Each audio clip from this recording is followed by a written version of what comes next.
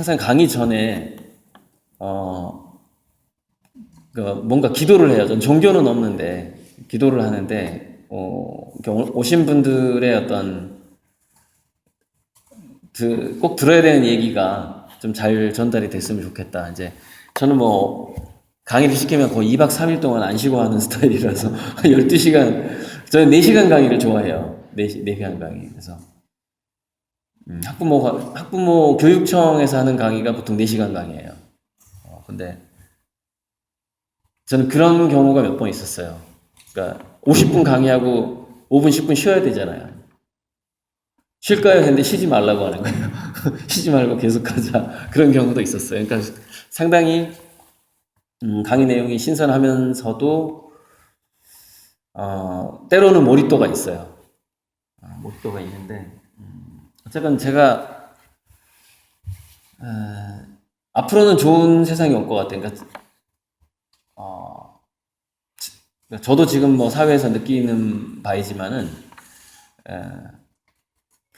특히 한국이 더 그런데 학벌 사회고 줄을 잘 서야 되고 뭐 그런 게 있어요. 그리고 분명히 그 유전무죄, 무전유죄도 있고, 그리고 여러분 청탁을 아무리 금지해도요, 청탁하는 방법이 굉장히 다양해집니다. 그러니까 우리가 그걸 풍선 효과라고 그러죠. 그러니까 김영란법이 딱 나오면은 제가 최근에 들은 사례 중에 참 이런 얘기 들으면 학부모님들 굉장히 부자 학부모가 있어요. 있는데 선물을 줄 수가 없잖아요. 카드를 준대요. 법인카드를. 카드를 쓰는데 누가 어떻게 알아요? 몰래 줬는데 카드를. 그 선생님만 입 다물면. 그래서 이제 말은 이렇게 하죠. 아이들 회식 때나 이렇게 선생님 회식 때나 유용하게 사용하세요. 카드 한도는 없습니다. 이러면서 카드를 주는 거죠. 아무도 몰라요. 그 선생님이 말 안 하는. 자, 강남에 가면은 한 달에 1,000만 원 하는 과외가 있어요. 한 달에 1,000만 원인데 그게 어떤 과외냐면은 자식들이 외국에 교육을 잘 시켜서 외국에 유학 보낸 학부모가 있잖아요. 그럼 그 방이 비어 있을 거 아닙니까? 지금 유학 갔으니까. 거기서 하숙을 치는 겁니다. 그 엄마가. 그러니까 자기 자식을 이렇게 가르쳤던 방식으로 거기 한 달에 1,000만 원씩 주고 누가 맡기겠어요? 대부분 맞벌이 부부죠. 돈은 많은데 자기가 직접 자식을 관리할 수가 없는데 그게 비용이 한 달에 1,000만 원이에요. 1억 2천이 드는 거죠. 네. 저는 이제 이렇게 자퇴하고 이제 삼촌들이 학군이 좋은 데를 고등학교를 가야 된다는 거예요. 그래서 당숙집에서 살면서 거기가 강남 8학군이었어요. 제가 세화고등학교를 들어가요. 그래서 강남 애들하고 친구가 됐죠. 그래서 우리 작은아버지가 대치동에 살기도 했고, 그 학원가에.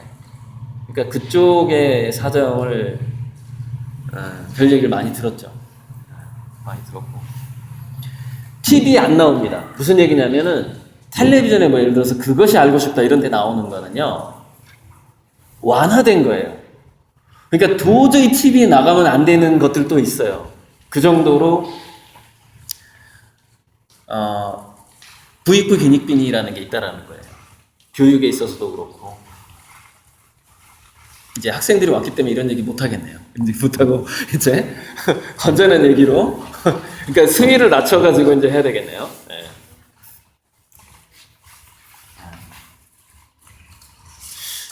자, 근데 제가 공부를 어쨌건 독하게 한번 몰입을 해서 성적을 그렇게 올려본 경험이 있는데, 동기부여가 상당히 중요하다. 그러니까 동기부여가 99%라는 생각이 저는 많이 들었어요. 아이들을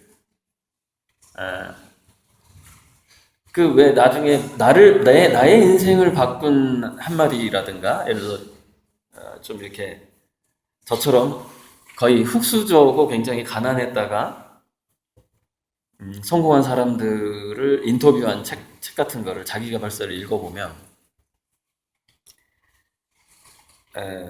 그 사람들이 힘들게 살면서 뭔가 가슴에 울분도 있고 한도 있고 뭔가 열망은 있어요. 그런데 주변 환경에 멘토가 없는 거예요. 그러다가 우연히 멘토를 만나는데 그냥 이렇게 직접 만나는 것도 아니에요. 뭐 예를 들어서 보니까 여성들은 주로 책에서 멘토를 만나는 경우가 많고, 근데 남자애들은 또 직접 만나야지 효과가 더 커요.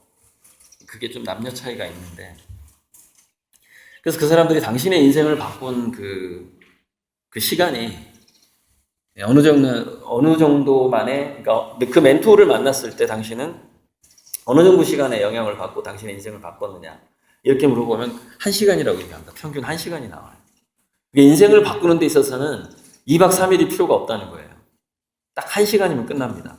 그런데 누구나 다 그 1시간 이야기를 듣고 자기 인생을 바꿀 수 있는 게 아니잖아요.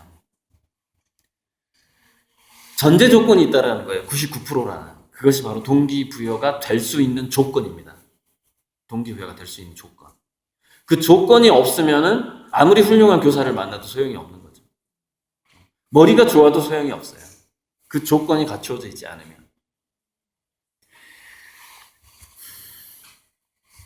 오늘 그 조건을 좀 말씀을 드리려고 하는 건데요. 그래서 어쨌든 저는 이제 미술대학을 들어가서 또 가봤더니 왜 이렇게 또 부잣집 애들이 많은 거야, 또. 방학만 되면 유럽 여행을 가고, 막 아버지가 학교에 막 컴퓨터를 20, 30대 이렇게, 연구실을 하나 기증을 하는 친구도 있었고, 서울대학교에. 저랑 같이 다녔던 그 여학생이 한 명 있었는데, 서울대 부총장 딸이었어요. 그래요. 뭐 삼보 컴퓨터 딸 뭐 이런 식으로. 왜냐면 미술대학을 간 여학생들의 집안 자체가 좀 그렇습니다. 서울예고 아시죠? 서울예고. 서울예고의 그 학부모들의 그 어떤. 그래서 그런데 뭔가 저는 그걸 느꼈어요. 뭐냐면 뭔가 조건이 갖춰져 있지 않다라는 걸 느꼈어요. 그러니까 무슨 얘기냐면 자기 삶을 혁명적으로 바꿀 만한 조건이라는 것은 그런 어떤 엄마 아빠가 굉장히 지위가 높고 부자고 이런 데서 나오는 게 아니에요. 근데 저는 그걸 계속 느꼈어요. 학교 다니면서. 그러니까 이게 이제 우리 반월초 애들한테 어떤 뭔가 희망이 될 텐데, 그러니까 예를 들어서 제가 들은 사례 중에 그 아버지가 검사인데, 대학생 때 음주운전을 하다 걸렸어요. 제가 학교 다닐 때 있었던 일이에요, 실제로. 풀려나죠. 음주운전 사고를 해도. 요즘에는 이제 힘들어요. 근데 그때는 그랬어요. 한 몇 년 전이죠? 20년 전에는 그랬어요. 이런 것들 직접 보면서, 저 싸이 알죠? 싸이가 제 고등학교 5년 후배예요. 세화고등학교. 그래서 동창회 할 때마다 영상 편지를 보내는데, 직접 아직 오지는 않았어요. 근데 한번 싸이가 좀 더 인기가 떨어지면 초대하려고 그래요. 동창회. 싸이가 교도소에를 갔었죠. 그때 고등학교 때였는데 정확한 사연은 모르겠는데, 구치소에서 이제 그 경찰서에서 아무튼 뭔가를 했어요. 지금 기억이 정확히 안 나는데 아마 검색해보면 나올 텐데, 싸이가 직접 해줬던 얘기죠. 근데 자기 인생에서 그게 상당한 계기가 됐다고 하더라고요. 무슨 일, 아버지가 이제 엄마 아빠가 경찰서에 왔어요. 그럼 보통 시나리오는 그 싸이 아버지도 회사 사장이잖아요. 돈 많잖아요. 보통 시나리오는 거기서 꺼내가야 되거든요. 구치소에서. 그게 일반적인 거잖아요. 그런데 아버지가 딱 오더니 딱 한마디 하고 그냥 집에 가더래요. 내가 너 그럴 줄 알았어. 그러고 가더래요. 안 꺼내주고. 형을 다 살라 이거야, 그대로. 왜 너가 했으니까 너가 책임지라는 거지. 근데 그런 청소년기의 싸이의 사건이 군대 2번 가게 된 그런 계기를 또 만들어요. 그러니까 뭐 여차저차해서 군대를 대충 갔다 왔다 해서 이제 한 번 더 가게 되거든요. 그 이유를 정확히 모르겠는데 그때 방법이 있었대요. 그러니까 뭐 예를 들어서 외국으로 나갈 수도 있었고 그걸 피할 수 있는 방법이 여러 가지가 있었답니다. 그때 이미 결혼한 상태였을 거야, 아마. 근데 이제 그 집사람은 어떻게 군대를 2번 가냐? 피하자. 그때 싸이가 뭐라고 했냐면은 아니 나 그냥 군대 갈래. 나 싸이잖아. 이렇게 대답을 했다는 거예요. 그 청소년기 그 아버지가 싸이한테 했던 그것과 연결이 되는 거죠. 이런 식으로. 그리고서 이제 뭐 지금은 인기가 좀 시들었지만 그 강남 스타일이라는 것이 그것으로 연결이 되게 되는 거죠. 근데 이런 시나리오는 그런 싸이만의 특별한 시나리오가 절대 아니에요.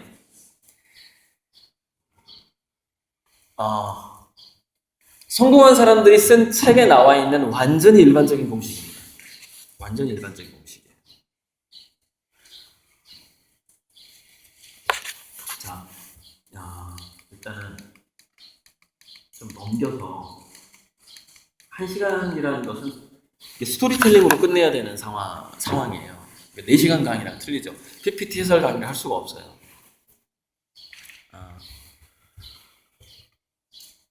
자, 그래서 그게 뭐냐면 너 스스로 네 삶을 네가 책임져라 이거였는데 그 구치소에서 꺼내주지 않은 싸이의 아빠가 초등학교 때 그 싸이의 아빠와 같은 행동이 아이들한테 어떤 자생력이라고 하죠. 지금 AI 시대의 부모 교육이잖아요. 지금 자생력이 굉장히 중요해요. AI 시대에는. 그러니까 4차 산업혁명기에는. 왜 그러냐면 4차 산업혁명기의 특징이 뭐냐면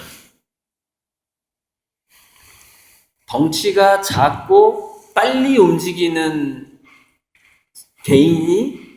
개인은 살아남고, 즉 일종의 보람된 삶을 살고, 덩치가 크고, 즉 여러 명이 모인 집단일수록 회의를 해야 되고 결정하는데 시간이 많이 걸려요. 그래서 흔히 말하는 예전에는 큰 물고기가 작은 물고기를 잡아먹는 시대였는데, 그래서 대기업의 횡포가 심했잖아요. 중소기업이 마진을 많이 남기려고 하면 마진 많이 못 남기게 하고, 그러니까 그 대기업에서 중소기업 하청 업체의 그 단가 후려치기라는 게 그 근본적인 목적이 있다고 하더라고요. 그 근본적인 목적은 뭐냐면은 중소기업이 마진이 많아지게 되면 자체 R&D를 시작한다는 거예요. 즉 머리를 쓰기 시작한다는 거예요. 머리를. 그러면 어떻게 되느냐? 독보적인 기술을 갖게 된다는 거예요. 그러니까 대기업의 하청 기업으로 있다가 여기서 연구원들이 R&D를 연구를 해버리면 독보적인 기술을 갖게 되고, 독보적인 기술을 갖게 되는 순간 갑을관계가 바뀌어버리는 거예요. 즉 그 중소기업의 제품을 원하는 해외 기업이 생겨나는 순간 한국의 대기업한테 나 이제 1,000원에 공급 못하겠어. 2,000원 주세요. 그동안 막 마진도 없이 이렇게 살다가 2,000원 주세요. 이게 할 수 있는 거예요. 왜? 그래도 우리 회사는 생존할 수 있으니까. 그걸 가장 두려워한다는 거예요. 그걸. 그래서 마진율을 5% 이상 못 남기게 한다는 거예요. 하청업체는. 마진율이 그 5%가 넘으면 R&D가 돌아간다는 거예요. 네. 생각을 못하게 하는 거죠. 생각을. 왜? 창의적으로 바뀌어버리면 어떻게 되죠? 반란이 일어나는 거예요. 그러니까 이 세상은 이런 겁니다.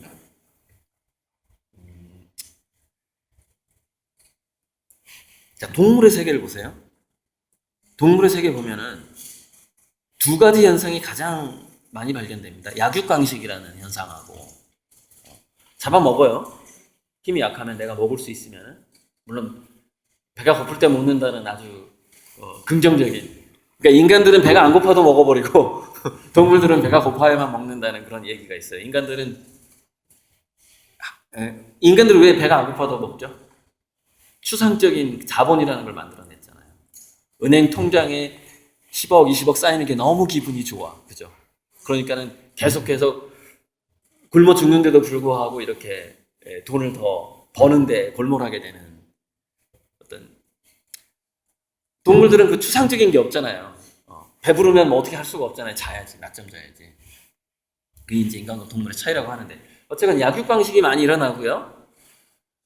약육강식이 일어나지 않는 약육강식만큼 동물계에서 아주 많은 현상이 노예화 현상입니다. 노예화. 근데 노예화는 예를 들어서 자기보다 더 작은 개체를 노예화시키는 경우도 있고요. 그런 경우가 개미 같은 데서 나오죠. 개미들이 보면 자기보다 이제 힘이 약하고 작은 것, 다른 종들을 노예화시키죠. 근데 자기보다 더 큰 개체를 노예화시키는 경우도 있어요. 그것을 뭐라고 하냐면은 숙주라고 그래요. 숙주. 그러니까 들어가서 그 큰 동물의 두뇌를 조종해 버리는 거죠. 그래서 우리 인간도 DNA를 조사해 보면 우리 인간의 DNA가 한 10% 미만이고 우리 몸속에 들어와 있는. 근데 우리 몸속에 수많은 미생물들이 살잖아요. 그 수많은 미생물들의 DNA의 그 수가 90% 이상이라는 거죠. 그래서 요즘 나온 책의 그 부제를 그 숙주 현상에 대해서, 즉 기생충이 또는 다른 생명체가 우리 몸 안에 들어와서 장내 세균으로 살면서 우리의 두뇌에까지 어떤 영향을 주게 되는 그런 것들을 다룬 책들을 보면은 10%만 인간이다 이런 구절이 나와요.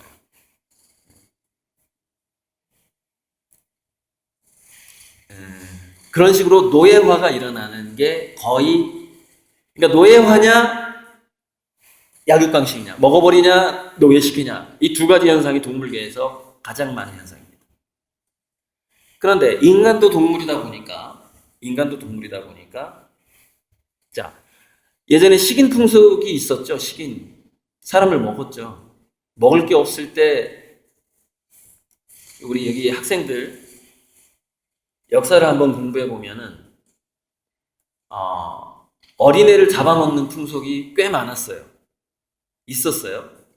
있었고 또 기근 때 먹을 게 없어졌을 때 자기 자녀 중에 한 명을 먹었는데, 그러니까 우리가 그 정도의 어떤 배고픔을 경험해 보지 못했기 때문에 에이 설마 내가 그렇게 될 수 있을까라고 생각하지 마세요.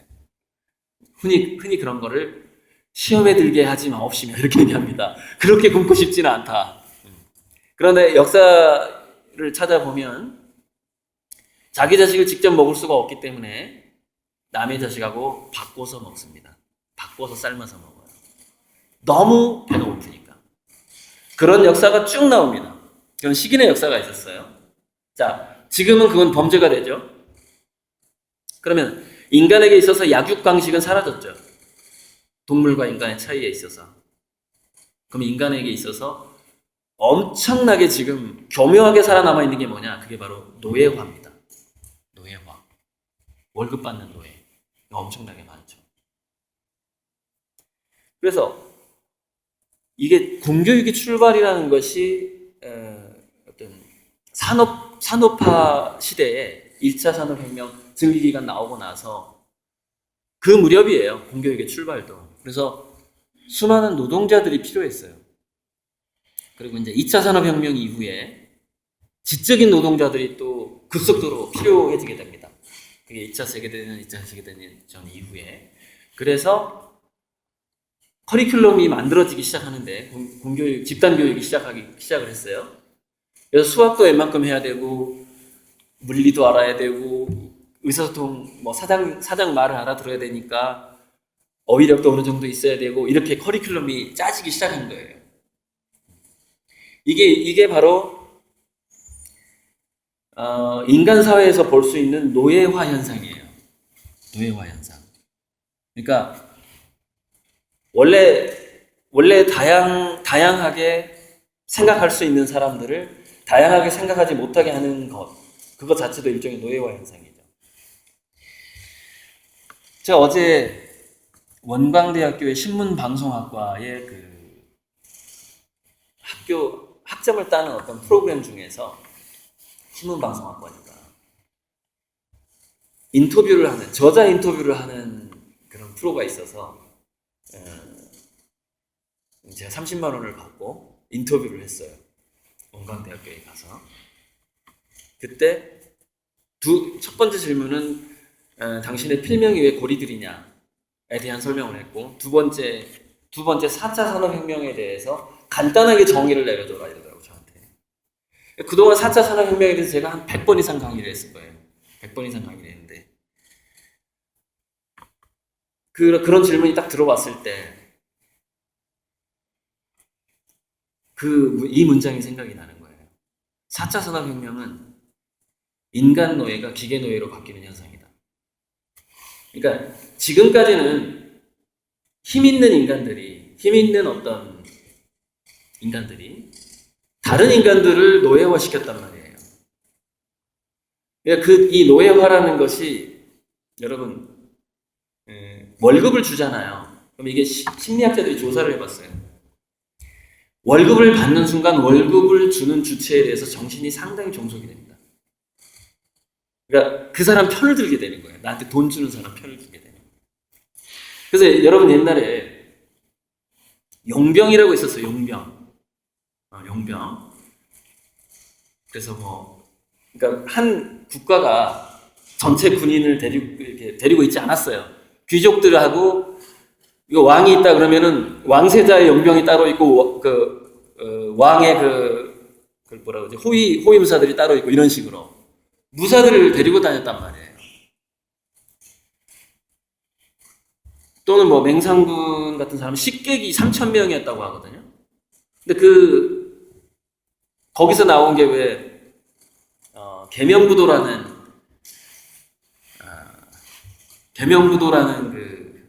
그런 일이 있었죠. 그러니까 다구름 소리를 잘 내는 식객과 도둑질을 잘하는 식객이 있었다는 거죠.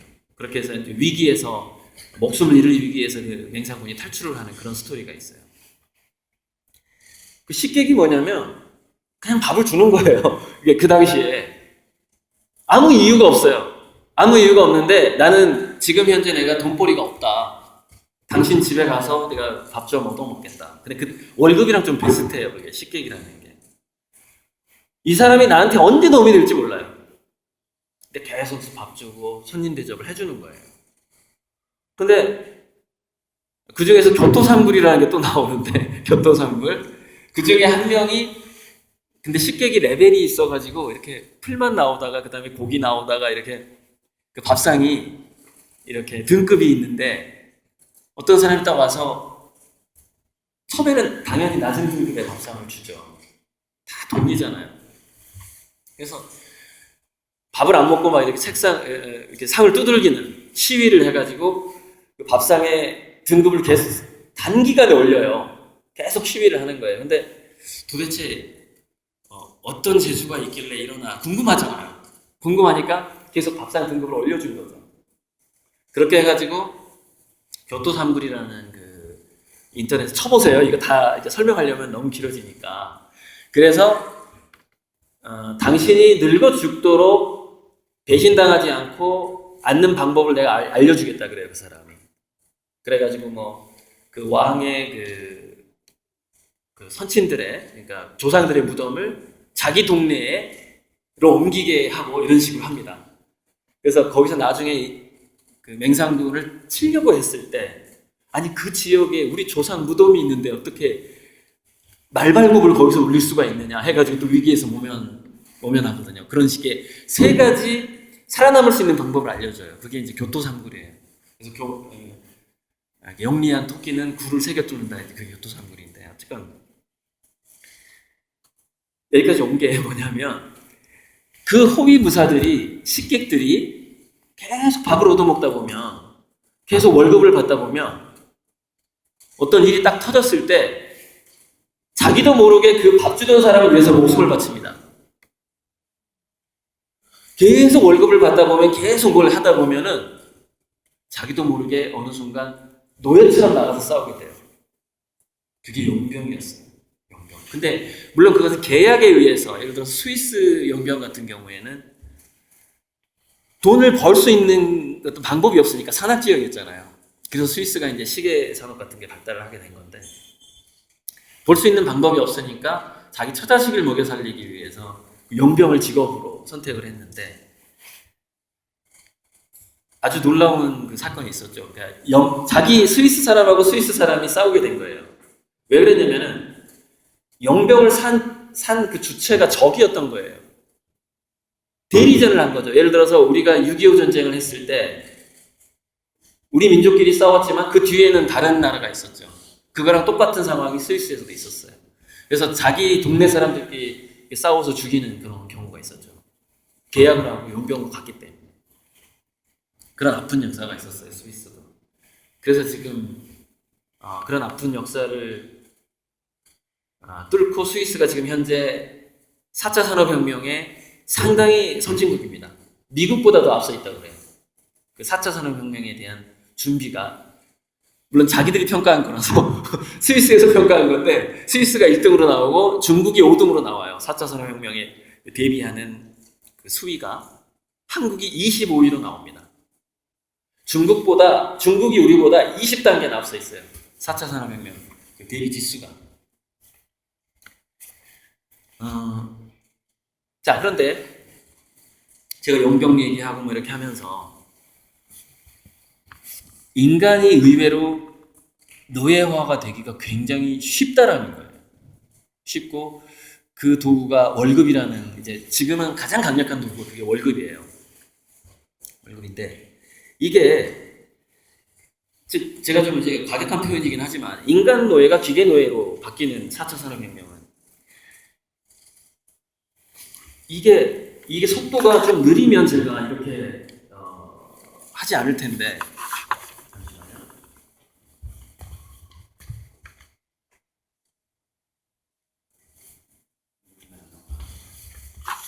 속도가 너무 빠른 거예요.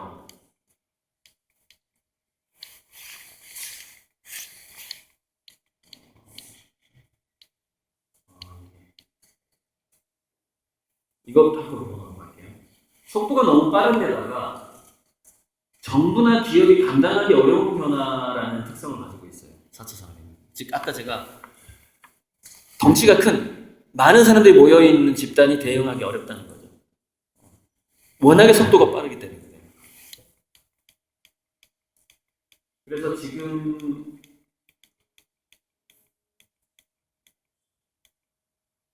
이거는 계속해서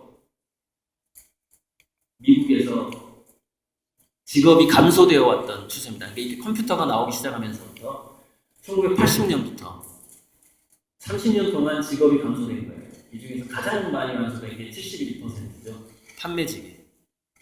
홈쇼핑 하잖아요. 그죠?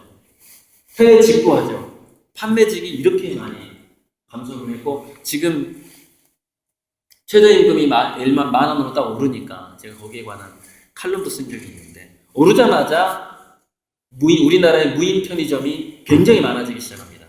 아르바이트를 안 써버리는 거예요. 무인 편의점. 지금 얼마 전 뉴스 중에 미국의 지금 현재 소매업, 뭐 이마트 이런 같은 그 소매업계의 1인자가, 전 세계적인 1인자가 아마존이라는 기업이에요. 처음에 책 팔던 기업인데, 아마존에서 내놓은 상품이 뭐냐면, 이게 분명히 우리나라에 굉장한 파급력이 있을 것 같아요. 왜냐면 우리나라가 현재 1인 가구가 늘어나고 있잖아요. 그러니까 자기가 직장에 가면은 자기가 뭘 구매해놨다 이거예요. 그럼 꼭 상품이 낮에 집에 오는 거예요. 그러니까 우리 경비실 앞에 보면 항상 아파트에 안 사시는 분들 보세요. 경비실 앞에 상품 이렇게 쌓여 있잖아요.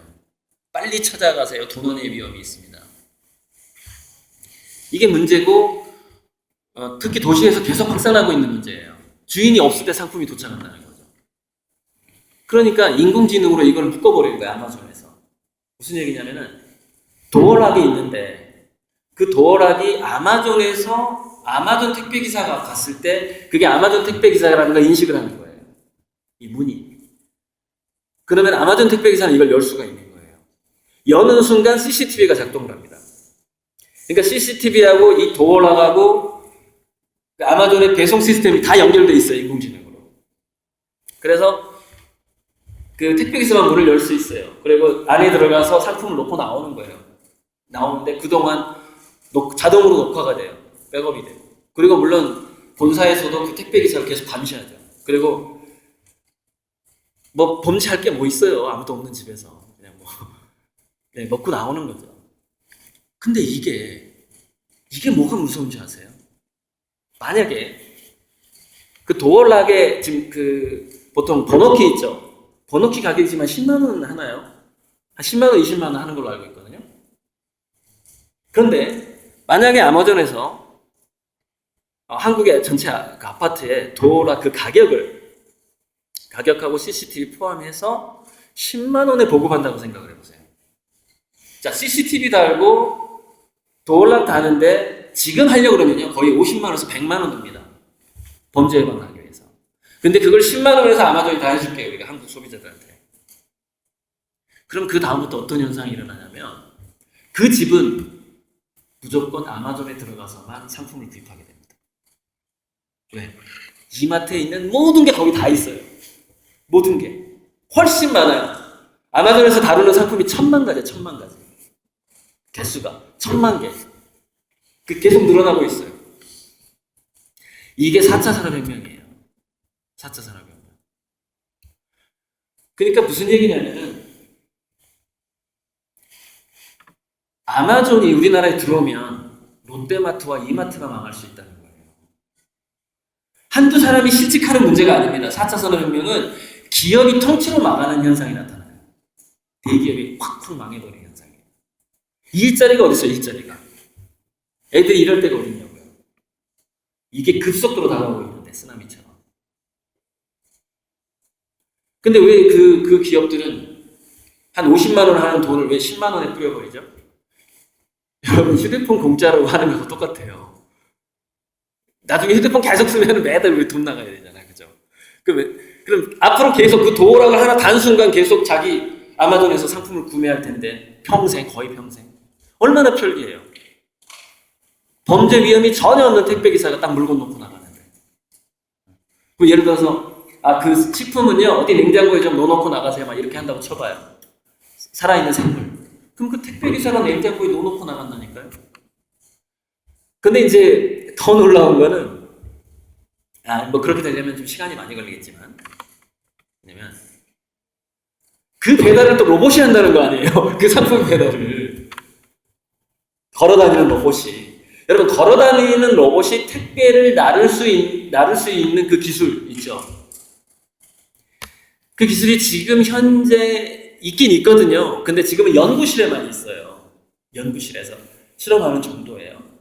지금 막 이렇게 한 자리에서 계속 물건 만드는 로봇만 잘 팔리고 있고 매진이 돼가지고요. 너무 그 로봇이 인기가 있으니까 그러니까 로봇 하나가 5사람의 일을 하는 거예요.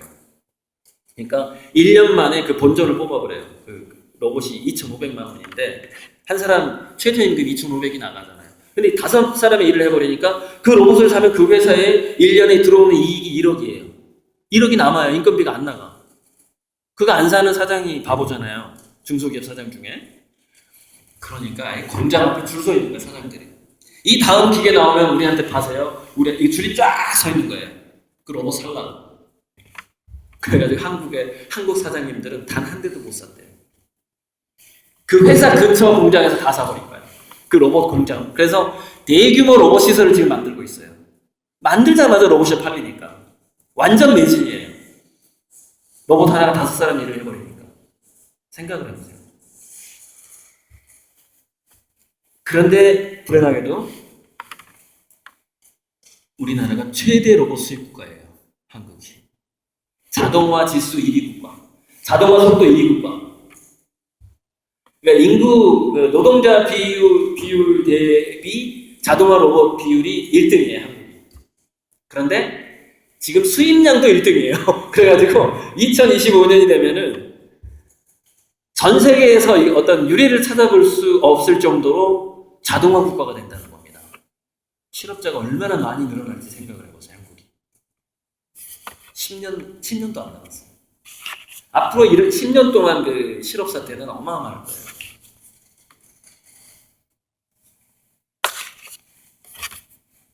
그래서 시간이 얼마 안 남았는데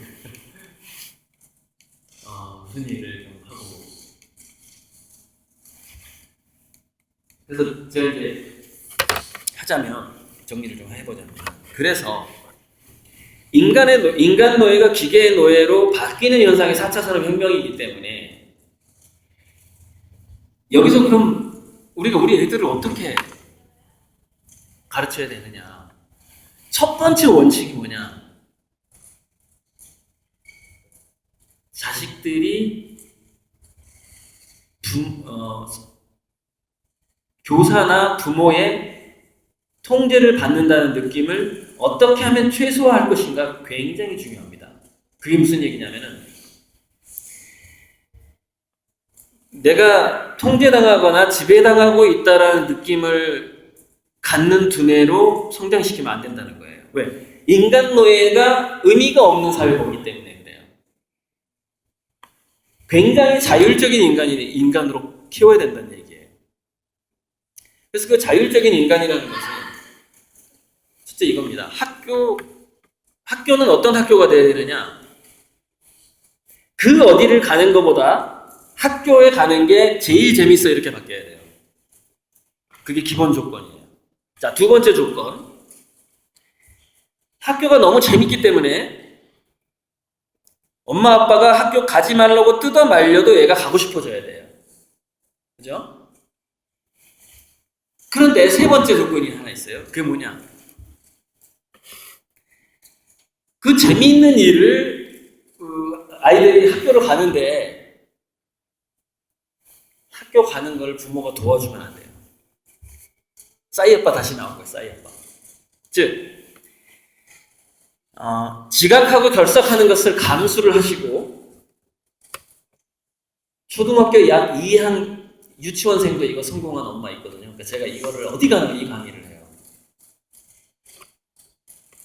나중에 아이들이 커서 훌륭한 멘토를 만나는 1시간보다 더 소중한 경험이 뭐냐면 아침에 지가 일어나서 적당히 아침 요기하고 엄마는 엄마 일 하고 있는데 초등학생이 자기 스스로 학교에 제 시간에 나오는 경험이에요. 만약에 초등학교 6년 동안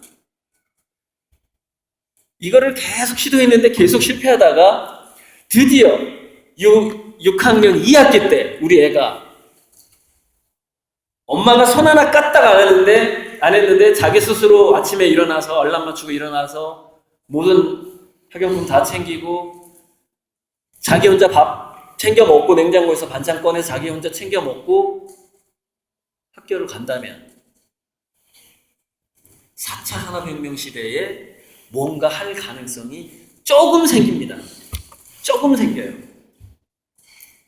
성공한다가 아니라 그 기본 조건이라는 거예요. 초등학교 때 자기 스스로 학교도 한번 못 가본 애가 어떻게 스피드가 나옵니까? 어떻게 스피드가 삶의 그 어떤 속도라는 것은요, 몰입에서 나오고, 몰입은 어디서 나오냐면은 자율성인데 즐거운 자율성에서 나오는 거예요. 그게 속도예요.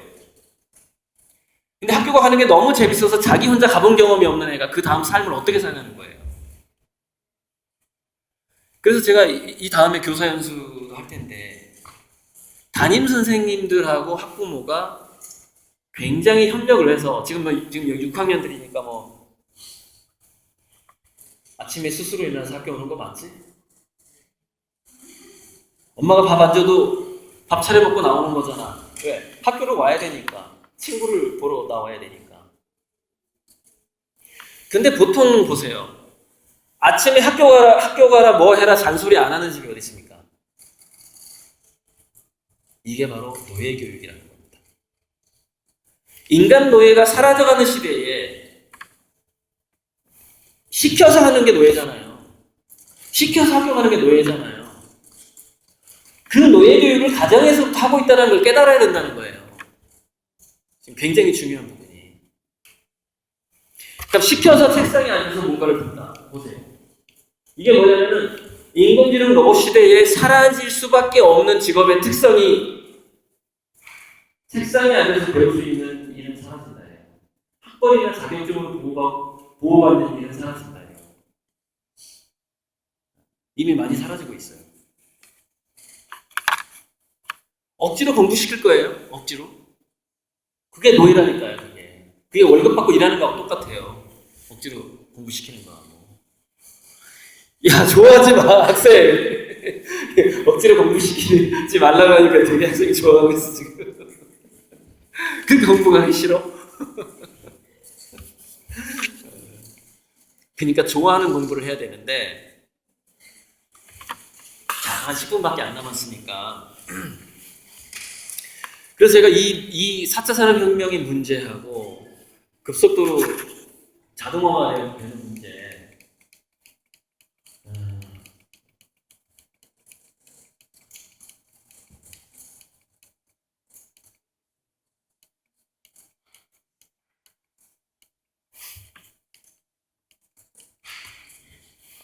그것도 얘기해야 되는데, 자동화되는 문제하고 교육의 변화를 어떻게 할까? 그럼 학교를 어떻게 하면 재밌는 학교를 만들 수 있을까요? 첫 번째 조건이. 아니, 학교에 오고 싶어야 지가, 엄마가 야, 학교 가지 마 그러면서 문을 잠궈 놔도 그 문을 막 뜯어가지고 나는 학교 갈 거야 그러면서 아침에 일어나서 눈 뜨고 막 올 거 아니에요. 학교가 재밌어야. 그게 첫 번째 조건이라니까요. 봤더니 방법이 우리나라에서는 정말 답이 딱 하나밖에 안 나오더라고요. 제가 정말 연구를 많이 해봤어요. 어떻게 교습을 해야 되고 학교를 어떻게 운영해야 되는지. 자, 문재인 대통령의 학점제가 왜 실패할까요? 절대 성공 못합니다. 그 대선 공약으로 나왔던 거죠. 성공 못해요. 절대평가? 힘들어요. 교사들이 적응을 못해, 교사들이. 절대평가에. 안 돼요. 그래서, 지금 현재 이 기반, 이 공교육이 지금까지 이렇게 흘러왔는데, 여기서 어떻게 가고 싶은 학교로 만들 것이냐. 그럼 거기에 막 돈을 투자하고, 무슨 로봇 강사가 오고 해서 그게 해결될 문제가 아니라, 과감하게, 어떤 과목이나 어떤 커리큘럼을 과감하게 포기해야 돼요. 개별적으로. 그게 뭐냐면 동아리화예요. 동아리화. 그러니까 동아리화를 언제부터 시작하는 게 좋을까도 좀 고민을 해봤는데 초등학교 3학년이나 4학년 때쯤부터 학교 운영 자체가 동아리화로 바뀌었으면 좋겠다는 생각을 갖고 있어요. 그러니까 예전에 우리 때는 월화수 토요일도 학교 갔잖아요. 월화수목금 수업 국영수사과 수업 하다가 딱 토요일만 동아리 활동할 수 있었거든요. 근데 반대로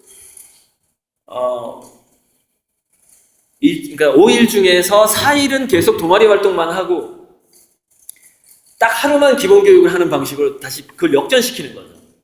학교를 가면은 내가 그걸 PBL 교육이라고 하는 거예요. PBL 프로젝트를 자기가 궁금해하는 것을 추적해가는 건데 이걸 나만 궁금해하는 줄 알았더니 내 친구도 궁금해하는 거야. 그래 우리 같이 한번 이걸 해보자. 근데 이렇게 되면은요,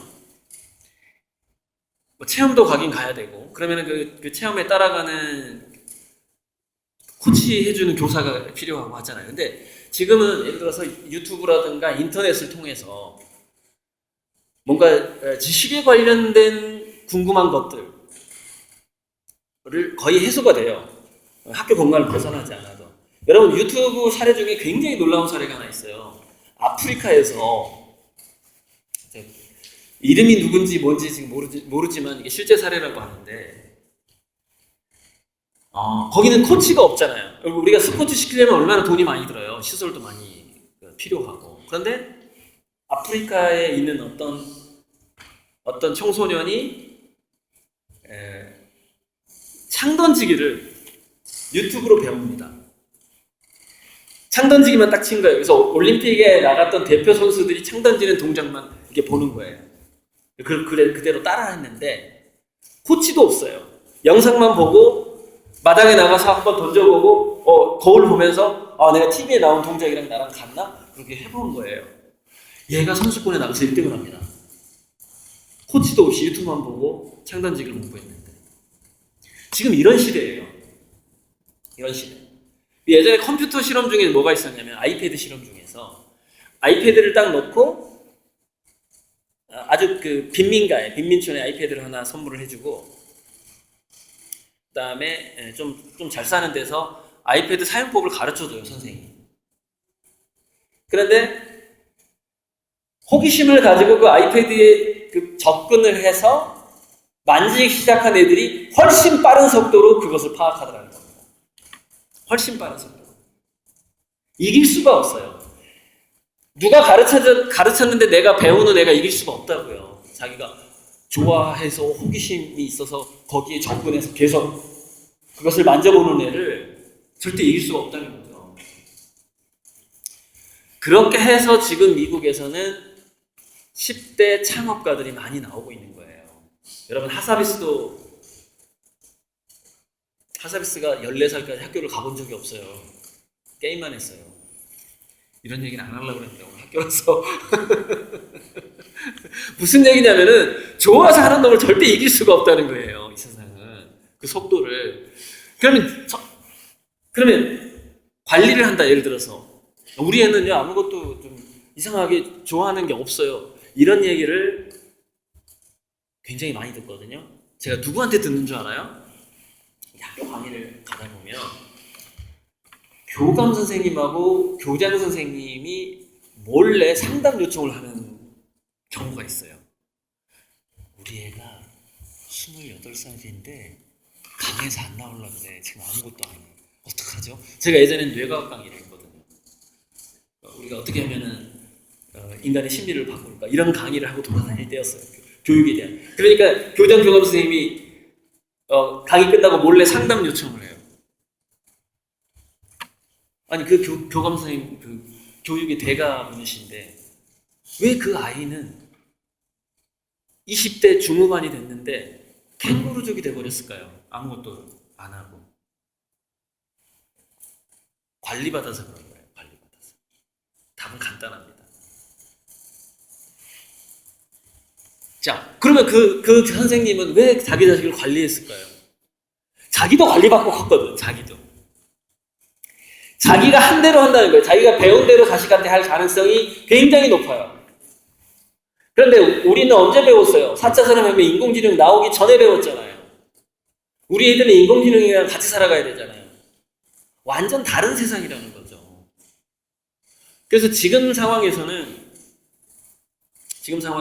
어쨌건 부모의 관리가 적게 들어가는 상황에서 애가 그것이 무엇이라도 좋아하는 게 만약에 생긴다면 그러면 희망이 있어요. 근데 부모의 관리가 아무리 완벽해도 아이 스스로 좋아하는 게 없다. 그러면 희망은 없어요. 4차 산업혁명이라는 게 그런 거예요. 왜? 인간의 두뇌의 능력이라는 것이 여러분 구글의 인공지능이 1시간에 읽을 수 있는 책의 권수가 1시간이 아니었다. 1초였네, 1초. 인공지능 성능이 너무 뛰어나니까 제가 강의하면서 막 헷갈려요. 그러니까 제가 인공지능을 얕잡아서 강의를 하게 된다니까요. 1초에 800만 권을 읽어요. 똑딱 책 800만 권을 800권 아닙니다. 800권. 8권도 아니에요. 인공지능은 1초에 책을 800만 권 읽는다. 1초에. 자, 의과대학을 가서 의사가 박사학위를 받기 위해서 논문을 읽어요. 논문을 읽어야 자기 논문을 쓸 수 있으니까. 그걸 의학 논문이라고 하는데 지금 현재 이제 그 왓슨이라는 병원에 들어간 인공지능이 있는데, 이 왓슨이 뭔가 당뇨병을 연구하고 막 이런 거 신약 연구까지도 이제 슬슬 들어가려고 하고 있어요. 여러분 알파고가 바둑 그만두고 어디로 갔는지 알아요? 신소재하고 신약 연구로 갔습니다. 네, 과학 연구로 갔어요. 이제 바둑 안 둡니다, 알파고는. 왓슨도 지금 그쪽 연구를 하고 있는데, 왓슨이 예를 들어서 어떤 특정 질병에 대해서 인간이 명령을 내려요. 자료 조사해서 나한테 요약해줘. 그러면 왓슨이 막 한 3시간 정도 이렇게 의학 논문을 막 다 뒤진대요. 전 세계에 있는 모든 문서를. 엄청 많아요. 그러니까 구글에가 그 환자 치료 사례 있죠. 나 이렇게 해가지고 병 치료했어요. 그 치료 사례가 30억 건이 올라가 있답니다. 30억. 300억 건이 아니라 30억 건이에요. 읽을 수가 없어요. 근데 그 30억 건을 인공지능은 굉장히 빠른 속도로 읽어요. 그래서 한 3시간 만에 뭔가 답을 딱 내놓습니다, 인공지능이. 근데 그 인공지능이 3시간 동안 읽었던 의학 논문을 한 인간이 읽으려면 몇 년이 걸리게 해요. 자, 현재 인공지능이 3시간 동안 의학 논문을 다 점검해서 전 세계에 있네. 그걸 인간이 읽으려면 3,000년이 걸린답니다. 3,000년. 그게 인공지능의 성능이에요. 무슨 얘기냐? 공부가 핵심이 아니다라는 걸 빨리 깨우쳐야 돼요. 공부가 핵심이 아니라는 거예요. 핵심은 동기부여라는 거예요. 핵심은 즐기는 것이고, 절대 인간이 자기 스스로를 공부하는 노예로 만들어서 인공지능을 이길 수는 없다 해요. 3,000년 동안 읽을 거예요? 30년, 100년도 살기 힘들 텐데. 자, 그래서 이제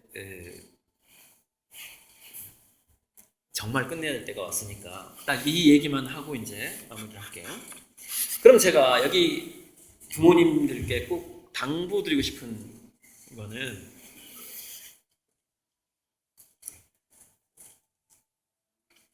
자기 스스로 자기 자식의 노예가 되어 있는지 매일매일 반성을 해보셔야 됩니다. 나는 우리 자식 새끼의 노예가 되어 있지 않나. 이게 왜 중요하냐면, 특히 우리 한국의 부모들이 자식과의 그 연관성을 너무 강해가지고 두뇌를 이렇게 조사를 합니다. 자식의 인생을 자기 인생으로 착각하는 부모가 너무 많다는 거예요, 한국에. 근데 이게 유럽하고 미국의 부모들을 어떻게 조사하냐면, 놀이터에서 뛰어노는 애들이 있고, 부모 두뇌를, 그러니까 놀이터에서 뛰어노는 영상을 보여줘요. 두뇌에다 fMRI를 씌워가지고. 그러면은 외국의 부모는 남의 집 자식이 놀 때하고 자기 집 자식이 놀 때가 두뇌 반응이 비슷하대요.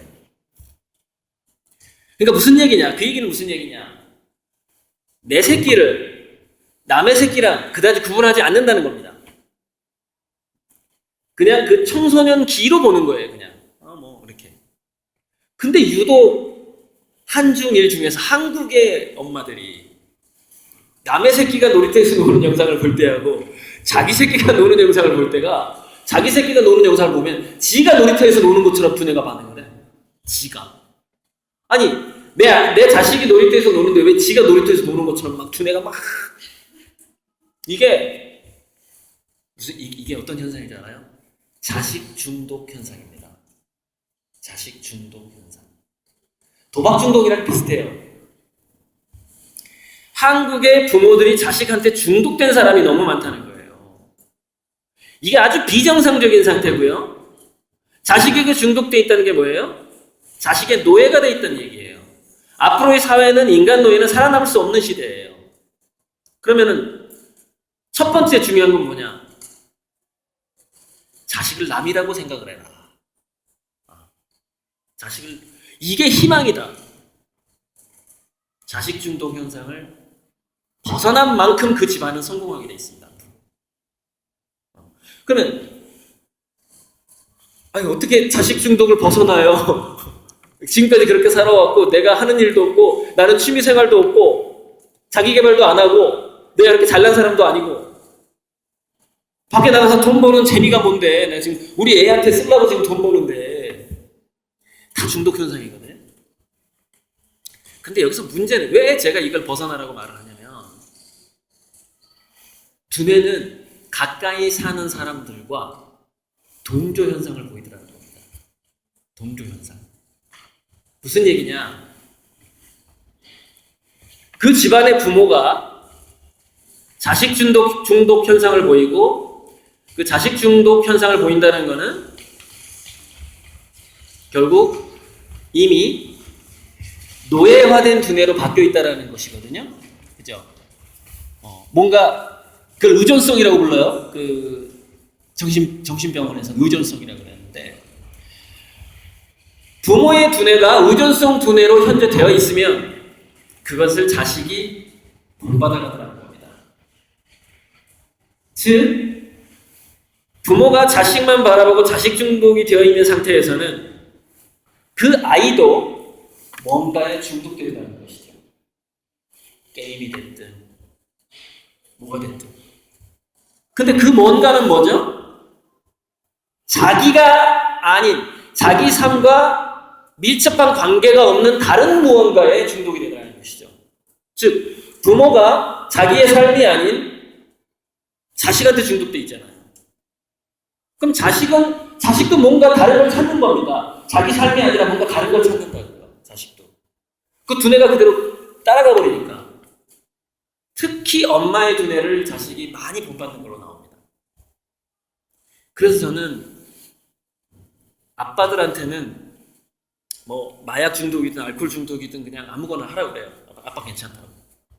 근데 엄마들이 뭔가에 중독되면 안 돼요. 왜? 자식이 너무 깊이 영향을 받아요. 무슨 얘기냐면 아이들의 두뇌 속에 엄마가 임신 중에 아이의 뇌세포가 엄마 두뇌로 들어와 버려요. 이게 밝혀진 지 얼마 안 됐어요. 한 10년 됐으려나. 네. 엄마의 두뇌 속에 자식의 두뇌가 임신 중에 들어오는 겁니다. 혈내장벽이 치밀 인부가 벌어지면서 무슨 얘기냐면은 여러분 자식은 엄마의 두뇌에 자기 뉴런을 심어놨어요. 뇌세포를 심어놨다고요. 그래서 엄마의 두뇌 상태를 그대로 자기도 모르게 본받고자 하는 본능에 사로잡혀서 살아요. 그게 자식들이에요. 그래서 성공한 사람들이 이렇게 조사해보면 90%는 엄마가 훌륭하고요. 딱 10%만 아빠가 훌륭합니다. 90%는 엄마가 훌륭해. 왜 신사임당하고 이일곡이죠? 엄마의 두뇌를 얘가 따라가기 때문에 그래요. 그래서 제가 아까 이제 마무리를 진짜 해야 되는데 아까 뭐죠?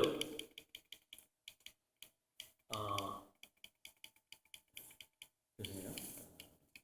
이거 한참 올라가네. 미치겠네 이거. 이걸 한 장으로 만들어야 되는데.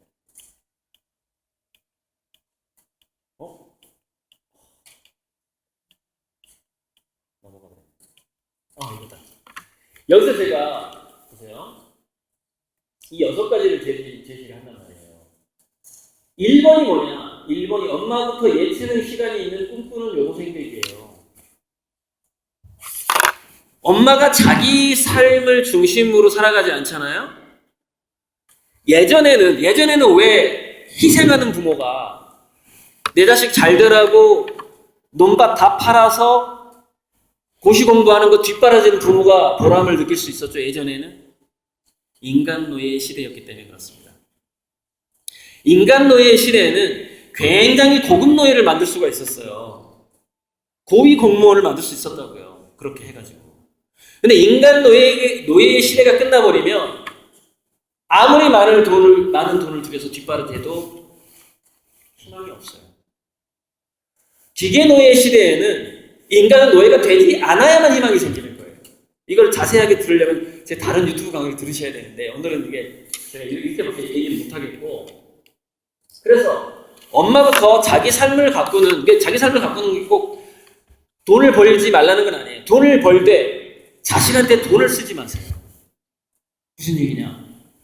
자기한테 70%를 쓰고 자식한테는 한 20, 30%만 쓰라 이거예요. 엄마 차라리 명품 백을 사세요. 차라리 자기를 위해서, 자식을 위해서 뭔가를 해주려고 하지 말고. 이걸 그대로 받아들이시면 안 됩니다. 뭘 얘기하느냐? 자기 자신의 두뇌를, 엄마가 자기 자신의 두뇌를 늘 신경 쓰는 상태에 있어야만 자식한테 희망이 생긴다는 겁니다. 그게 4차 산업혁명의 시대예요. AI 시대의 부모 교육이 핵심이 바로 그거예요. 독립적인 엄마가 돼야 된다. 그리고 아이를 동등하게 대하면서 미안하다, 고마워, 미안해, 고마워란 말을 자식한테 많이 쓸수록 그 자식은 희망이 생깁니다. 미안해, 고마워. 자기 자식한테. 왜? 자식이 동등하니까. 이게 내 새끼가 아니라 남이거든. 그럼 남이니까 인권을 존중해줘야 되잖아요. 자기 새끼이기 때문에 인권을 더 존중 안 해주고 얼마나 함부로 하는데요. 우리 부모들이. 아침에 스스로 일어나서 학교 가는 거. 이거 사고는 시간이 없어 안 돼요. 이것도 안 되고. 자, 그래서 다 됐어요. 이제 정말 끝낼게요. 하나만 더 얘기하고 끝낼게요. 오늘 제가 내과학에 대해서 얘기할 시간이 없었는데, 또 하나는, 자, 제가 두 가지를 강조하죠. 항상 부모 강의 가서 두 가지를 강조합니다. 초등학교 때 자기 스스로 일어나서 학교 가는 것을 실패하면 그 이후의 삶을 보장할 수 없다. 두 번째, 유치원 때부터 5살 이후부터 초등학교 시절에 자기 가족을 위해서 요리를 해본 경험이 많은 아이일수록 4차 산업혁명기에 더 잘 살 가능성이 많다는 겁니다. 인간의 두뇌는 연결 능력이 굉장히 중요합니다. 그 스티브 잡스가 C&D 능력이라고 했는데, 연결 능력과 오감 체험이 굉장히 중요해요. 근데 현대 사회에서 사냥하고 채집하고 하는 경험이 사라졌기 때문에 우리 아이들이 느낄 수 있는 오감 체험 중에 최고의 베스트는 요리를 직접 해먹는 거예요. 그래서 하루에 한 끼, 특히 저녁 식사 정도는 하루에 한 끼나 일주일에 몇 번은, 며칠 또는 몇 번은 절대 집에서 엄마가 요리하지 마세요. 나는 네가 해준 밥을 먹고 싶다, 네가 끓여준 찌개를 먹고 싶다, 너가 해준 걸 먹고 싶다는 이 얘기를 자주 해야 되는데, 엄마가 그걸 자주 하려면 어떻게 해야 되죠? 엄마가 뭔가 일이 있거나 꼭 해야 되는 일이 있거나 취미가 있어야 되는 거예요. 엄마가 그거 없이 자식한테 찌개를 끓이게 하고 요리를 하게 하면 또 뭐죠? 그게 또 노예가 되는 거예요. 그거 밥 해주는 노예예요. 그게 아니라 엄마가 지금 도저히 밥할 시간이 없는 거야. 할머니가 밥할 시간이 없어. 왜? 할머니 노인대회에 가야 돼. 할머니 춤추러 가야 돼. 운동해야 되고 책 봐야 되고 도서관에 가야 돼. 엄마도 엄마 인생이 있단 말이야. 그러니까 밥은 네가 해 먹어야지. 이거를 많이 할수록 그 아이는 4차 산업혁명기에 성공 확률이 기하급수적으로 늘어납니다. 아예 모든 요리를 초등학생한테 맡기는 것도 제가 괜찮다고 봅니다. 이것을 강의를 마치겠습니다.